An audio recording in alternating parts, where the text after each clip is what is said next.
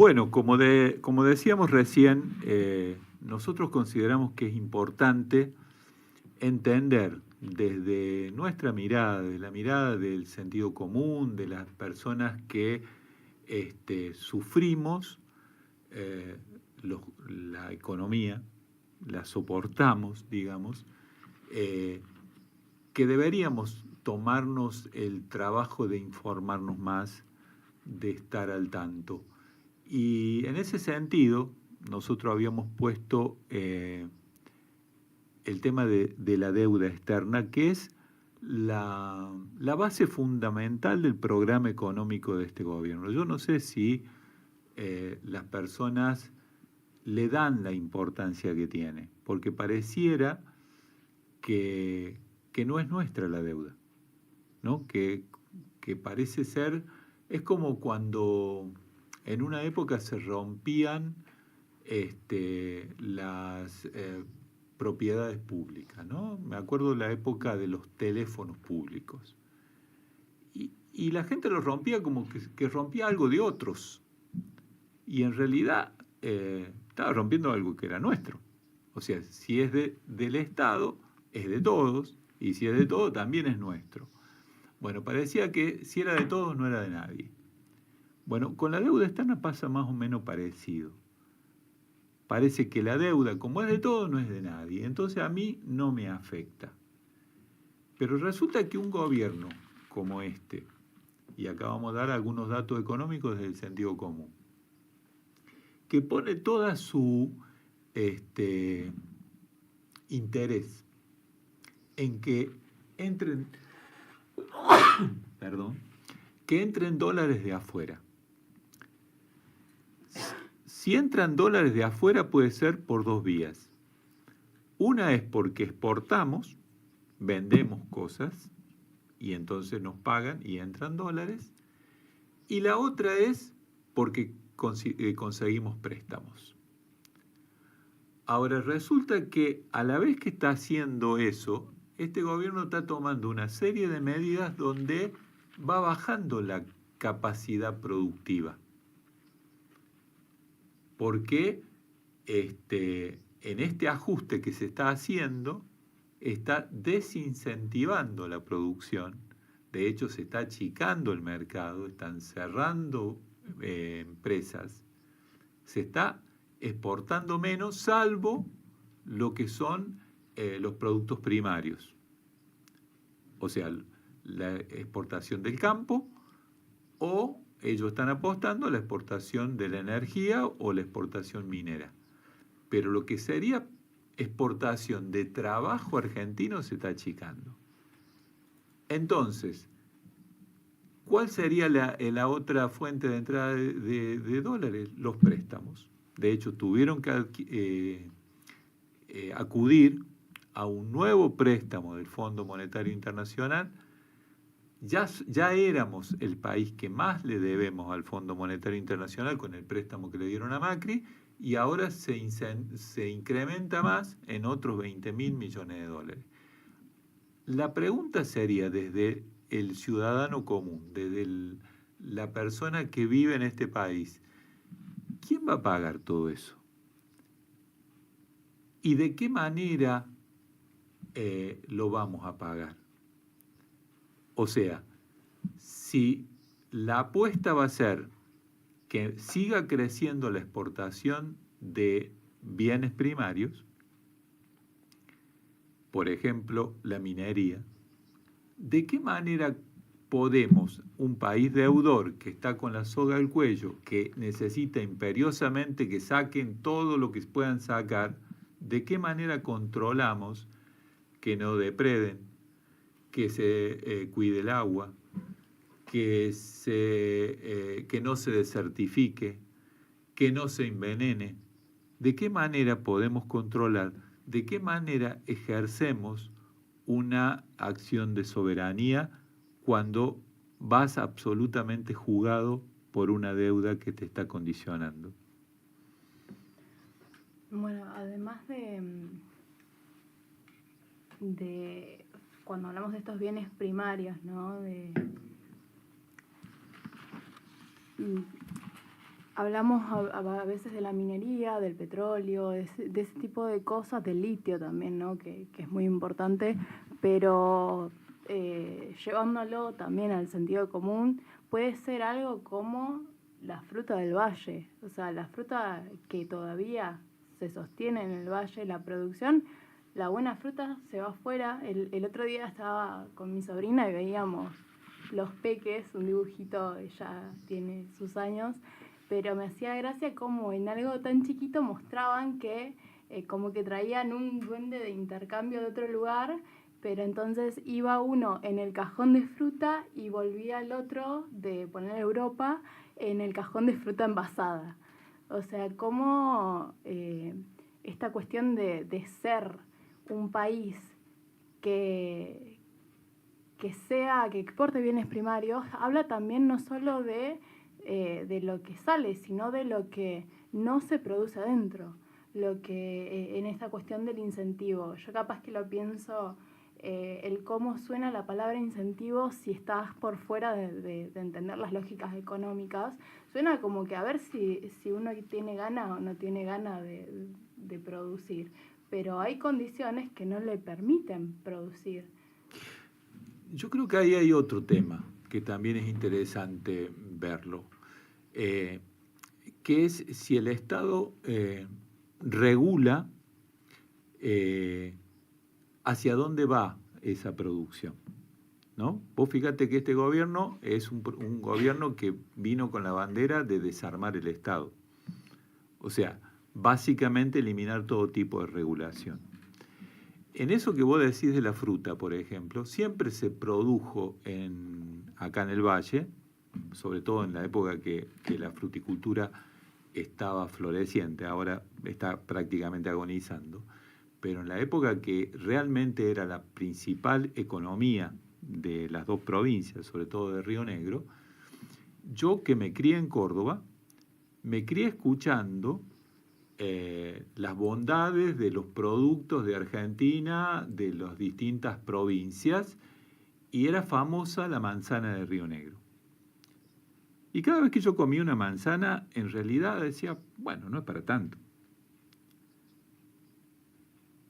Cuando fui al exilio y fui a España, una vez iba caminando y vi una frutería importante donde traían productos importados, una frutería, digamos, de nivel, y vi un cartelito que decía fruta de Río Negro, Argentina.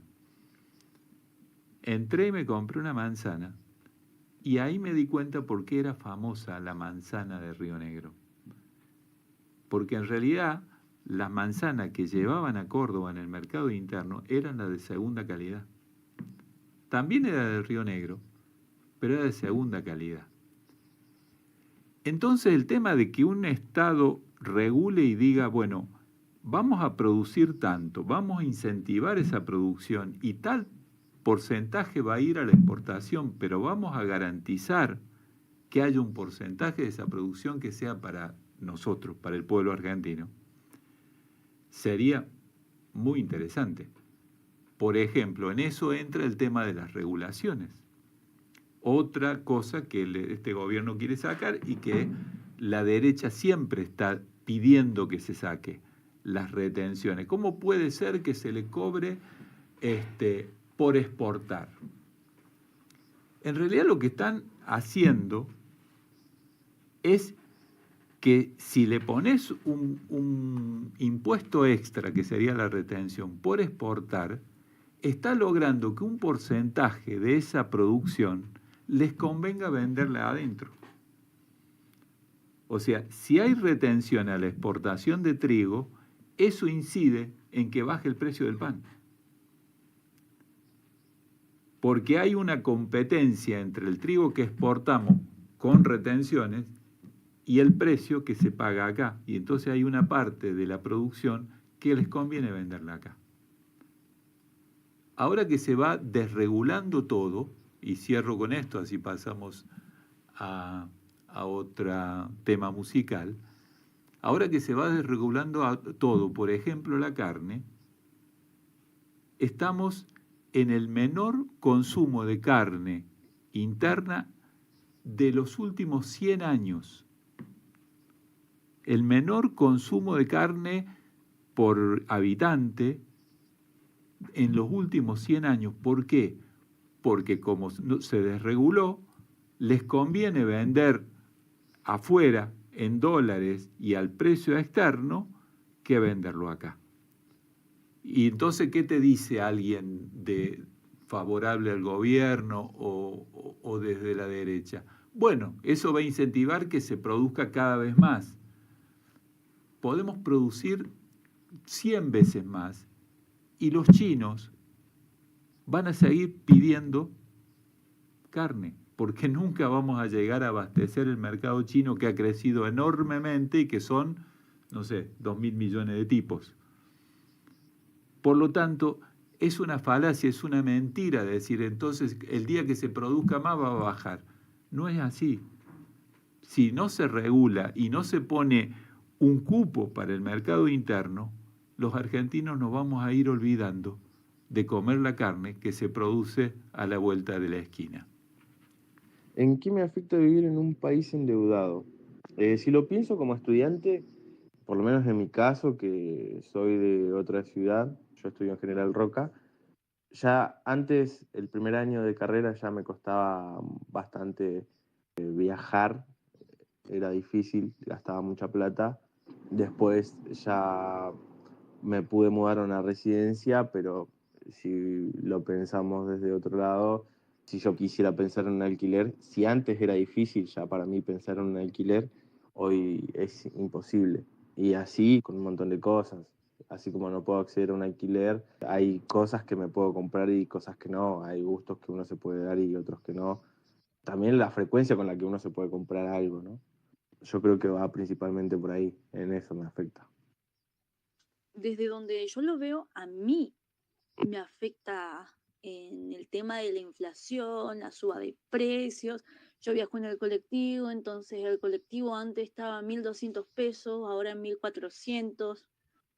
Los que no tienen pasaje estudiantil las puede estar cobrando 4.000 pesos, ¿entendés? Entonces eso afecta mucho el tema de la comida también. Vos vas al supermercado, no sé, quieres comprar pan y medio kilo te sale 2.500 pesos y mañana te puede llegar a salir tal vez 3.000, 4.000 y es una realidad que vivimos. Y yo siento, por ejemplo, esta pregunta me la planteé y dije, a ver qué opina mi mamá, porque como yo soy mantenida también pasa eso, ¿no?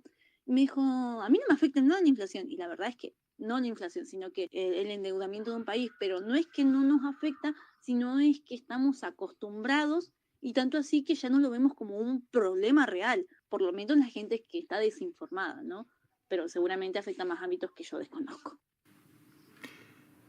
Sí. Sí, en realidad yo escuchaba en la primera parte que se hablaba un poco de la situación económica desde lo macro, y acá con estas opiniones lo que estamos escuchando son cómo vive la gente su cotidianeidad y cómo por ahí no está asociando esa explicación general que vos nos dabas hace un ratito.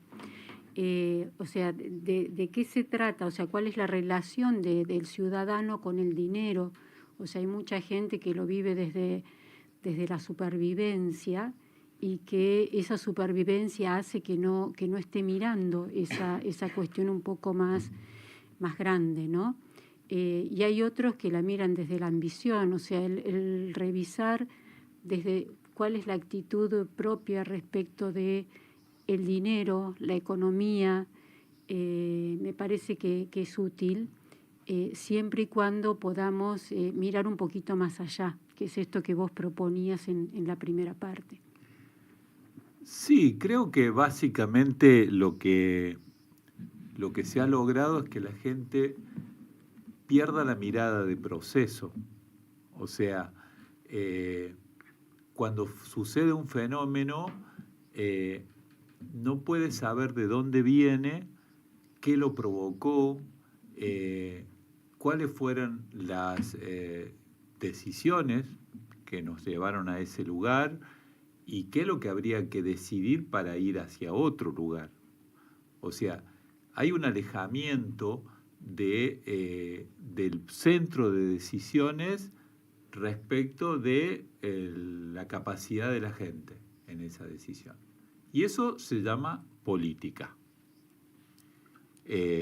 O sea, la primera ignorancia que se instaló es la adversión a la política, el alejamiento de la política. Y después el segundo paso que se dio fue, de alguna manera, el odio a la política.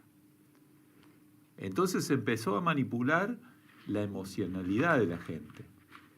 Claro, vos lo que estás hablando de la política como herramienta ciudadana, no la política como una herramienta de manipulación. La política como lo que debería ser. A ver, y esto es un tema también a revisar porque está en peligro, que es el sistema democrático. Pareciera que ya no importa. La mayoría, hay mucha gente que ya no valora la democracia y hay algunos que hasta dicen habría que probar con una dictadura. Escuché hace poco a un pibe decir eso, yo lo miraba y decía, no podía entenderlo, pero bueno. También ha entrado en crisis el sistema de convivencia que nosotros llamamos democracia. Ahora, si lo miramos del sentido común, ¿da lo mismo o no? Y entonces yo le puedo decir a esas personas que vivir en sociedad significa que somos socios. O sea, que no hay manera de que lo que le pase a la mayoría no nos pase a nosotros. ¿Sí? Y que hay tres maneras básicas, tres maneras clásicas de organizar una sociedad.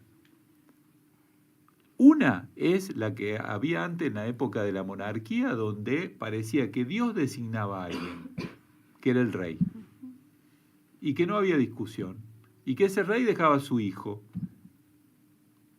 y por lo tanto era una familia que gobernaba porque Dios había decidido. Evidentemente eso fracasó porque muchísima gente vivía muy mal y en determinado momento tuvo que cambiar ese sistema. La otra manera de organizar una sociedad es que la maneje el tipo que tiene el palo más largo, el más matón del barrio, digamos, o el que logra tener el poder de tener matones a su cargo. Eso se llama dictadura. Y la tercera forma de organizar una sociedad es por consenso. Es que haya una manera en que la mayoría vayamos decidiendo qué nos conviene. Y eso se llama democracia y para eso es necesaria la política. La política bien entendida, como decís vos. No la política como curro de algunos. Pero la gente tendría que entender al punto de diferenciar cuando alguien hace política como servicio a cuando alguien hace política como curro, como corrupción o como manera de enriquecerse. Porque, a ver, cada sociedad tiene lo que va construyendo. Y si terminamos armando una política que sea repudiable, es porque nosotros algo hicimos mal. O dejamos de hacer. ¿Qué es una manera de hacer mal? O nos desentendimos, o nos equivocamos, o terminamos en esa especie de suicidio colectivo que a veces históricamente entra en algunas sociedades que se llama ignorancia. Porque la ignorancia es eso, una sociedad que entra en un estado de suicidio colectivo, por enojo, por cansancio, por desinformación, por lo que sea. Pero es como si yo me desentiendo de la calidad de lo que como. Y me voy a terminar enfermando en algún momento. Y no, yo no entiendo nada, me dieron eso, lo como. Y en una de esas terminas comiendo basura. Bueno, entonces, si me dan eso, en lo que significa la organización de cómo vivimos, qué calidad de vida tenemos, de qué manera nos relacionamos, y sobre todo, hacia dónde queremos ir, qué tipo de vida queremos tener, qué tipo de país queremos vivir, qué tipo de futuro queremos que tengan nuestros hijos, yo no me puedo desentender. Esa ignorancia en la que se entra como suicidio colectivo después termina siendo manipulado por los poderosos que hacen esa ignorancia programada de la que yo hablaba.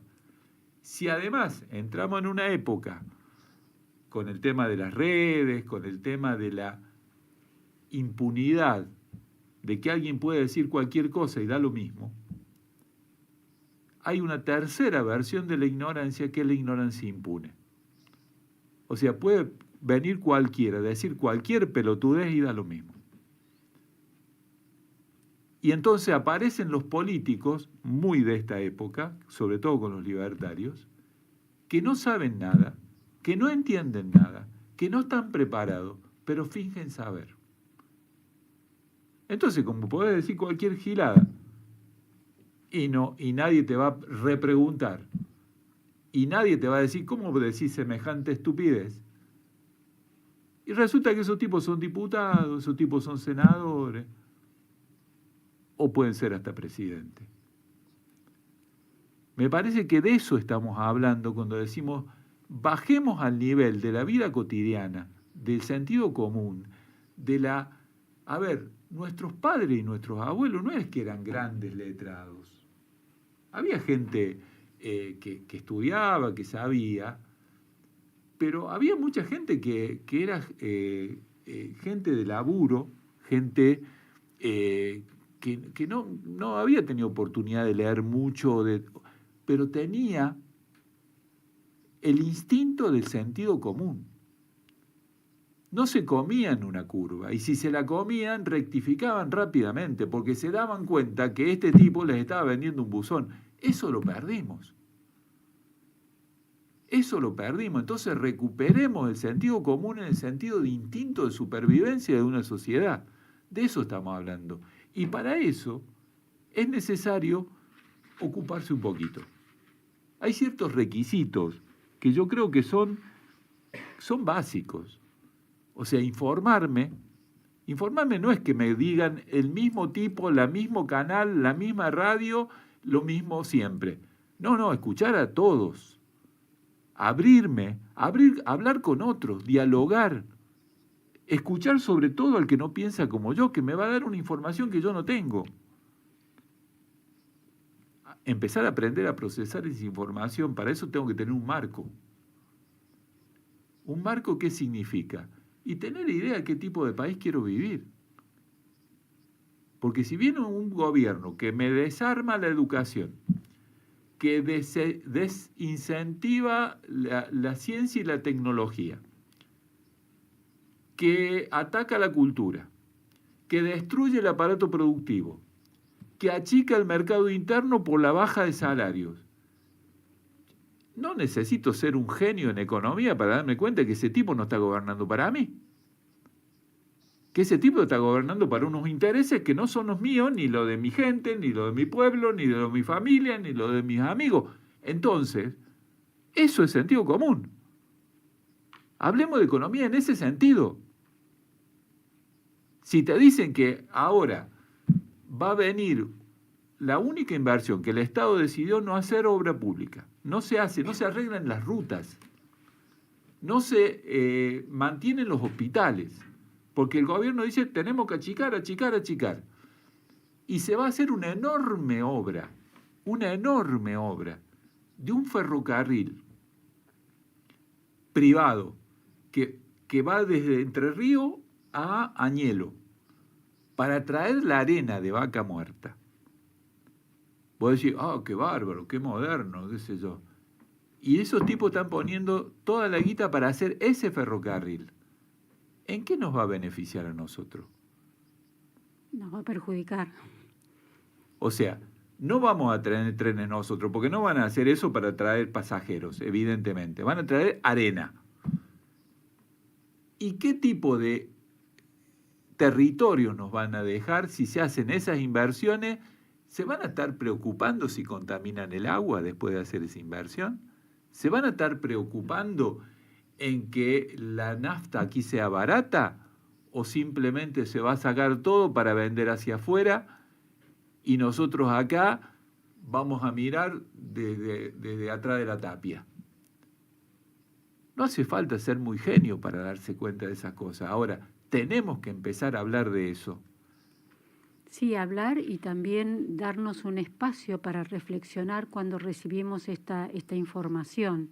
O sea, creo que en general cuando uno trabaja, estudia, como que tiene una vida donde tiene que cubrir como esas necesidades urgentes y no se da el espacio para pensar el mundo en el que quiere vivir.